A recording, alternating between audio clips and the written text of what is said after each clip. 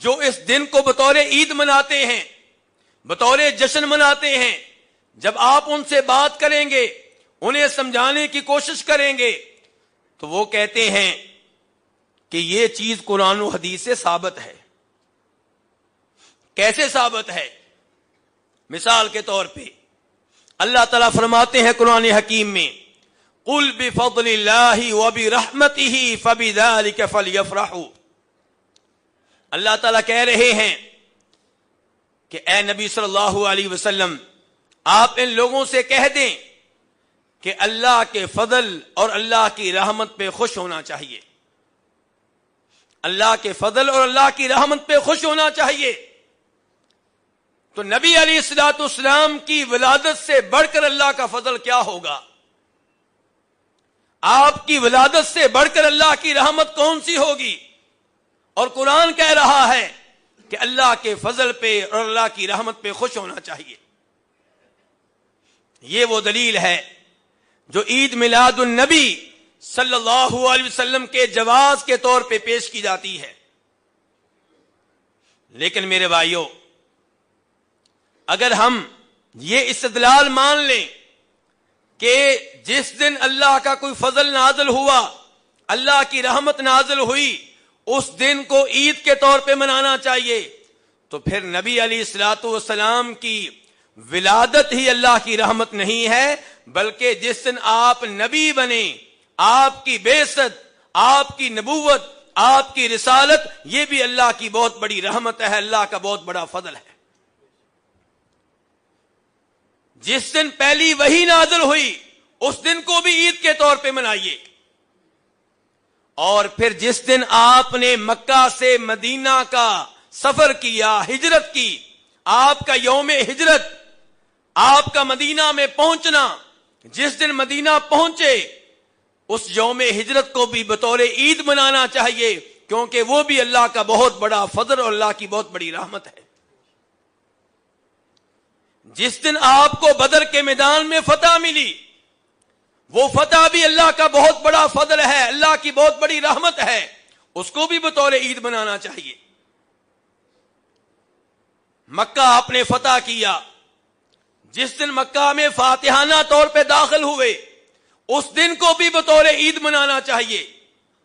اور جس دن اللہ کا یہ فرمان نازل ہوا کہ الیوم اکملت لکم دینکم، آج میں نے تمہارے لیے تمہارا دین مکمل کر دیا ہے، یہ بہت بڑی خوشخبری ہے، اس آیت کے نزول کے دن کو بھی بطور عید منانا چاہیے۔ آپ صلی اللہ علیہ وسلم کی زندگی کا ایک ایک دن یوم عید بن جائے گا، یوم جشن بن جائے گا، یوم تہوار بن جائے گا۔ میرے بھائیو، اس آیت کا یہ مطلب قطعا نہیں ہے۔ پہلی بات یہ ہے کہ اس آیت میں اللہ کے کون سے فضل اور اللہ کی کون سی رحمت کا تذکرہ ہوا ہے۔ ایک آیت پیچھے چلے جائیں، اللہ تعالیٰ فرماتے ہیں، یا ایھا الناس قد جاءتکم موعظۃ من ربکم وشفاء لما فی الصدور وہدی ورحمۃ للمؤمنین۔ اے لوگو، تم پہ اللہ کی طرف سے وعد نازل ہو چکا، اللہ رب العزت نے تمہارے اوپر وہ کلام نازل کر دیا جس میں سینوں کے لیے، دلوں کے لیے شفا ہے، جو لوگوں کے لیے، مومنوں کے لیے ہدایت اور رحمت ہے۔ اس کے بعد اللہ تعالیٰ کہتے ہیں کہ اللہ کے فضل اور اللہ کی رحمت پہ خوش ہونا چاہیے۔ تو یہاں پہ اللہ کے جس فضل اور جس رحمت کا تذکرہ ہوا ہے، وہ نزول قرآن ہے، وہ شریعت کا نازل ہونا ہے، وہ دین کا نازل ہونا ہے۔ اور کوئی بھی اس دن کو بطور عید نہیں مناتا جس دن قرآن کی تکمیل ہوئی، جس دن دین کی تکمیل ہوئی۔ میرے بھائیو، اللہ رب العزت نے یہ کہا ہے کہ اللہ کے فضل اللہ کی رحمت پہ خوش ہونا چاہیے، یہ نہیں کہا کہ جب اللہ کا فضل نازل ہو، اللہ کی رحمت نازل ہو، اس دن آپ جشن منائیں اور سالانہ طور پہ منائیں، ہر سال منائیں، یہ اللہ نے نہیں کہا۔ جب بھی آپ کو اللہ کی کوئی نعمت ملے، آپ خوش ہوں۔ اللہ آپ کو بیٹا دے، اللہ کا فضل ہے، اللہ کی رحمت ہے، آپ خوش ہوں۔ لیکن جس دن اللہ نے بیٹا دیا، اس دن کو ہر سال بطور عید منانا، بطور جشن منانا، یہ مسئلہ ہے۔ آپ علیہ الصلوۃ والسلام فرماتے ہیں، ابو داؤد شریف کی حدیث ہے، من تشبہ بقوم فہو منہم، جو کسی قوم کی مشابہت کرتا ہے وہ انہی میں سے ہے۔ میرے بھائیو، اس عمل میں عیسائیوں کی مشابہت ہے جو اپنے نبی کے یوم پیدائش کو عید کے طور پہ مناتے ہیں، اور اس کا نام کیا رکھا ہوا ہے؟ Christmas day. اور افسوس ہوتا ہے کہ کئی مسلمان اس موقع پہ عیسائیوں کو مبارکباد دیتے ہیں۔ کیا یہ مبارکباد دینا جائز ہے؟ بالکل غلط ہے۔ آپ کا دین خطرے میں ہے اگر کسی عیسائی کو آپ مبارکباد دیتے ہیں کرسمس ڈے کی، یا ہندو کو مبارکباد دیتے ہیں ہولی کی، یا کسی پارسی کو مبارکباد دیتے ہیں نئے دن کی۔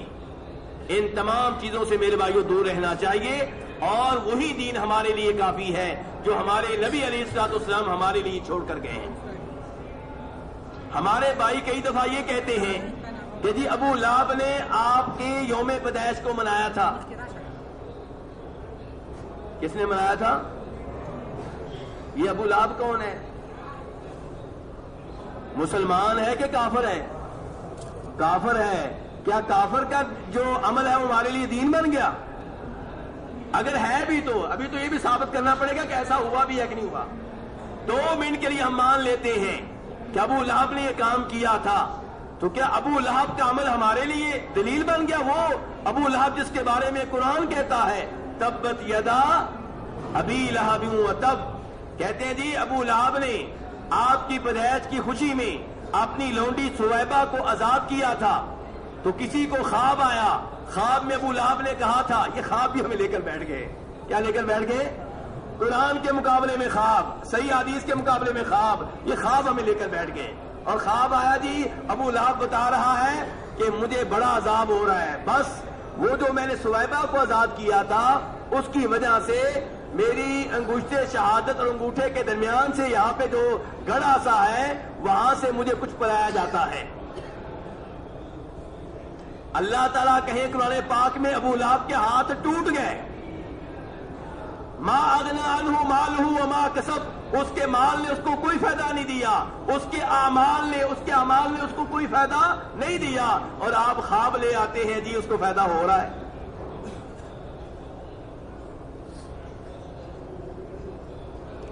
دوسرے نمبر پہ میرے بھائی، ابو لہب اس نے سویبہ کو آزاد کیا کب؟ کہتے ہیں آپ کی پیدائش کے موقع پہ۔ یہ بات کسی بھی مستند روایت سے ثابت نہیں ہے، اس نے بعد میں کہیں آزاد کیا ہے۔ اور اگر سویبہ کو آزاد کرنے کی وجہ سے اسے کوئی فائدہ ہوا ہے تو اس کا آپ کی پیدائش سے کوئی تعلق نہیں ہے، سویبہ کو آزاد کرنے سے تعلق ہے، جبکہ وہ چیز بھی ثابت نہیں ہے۔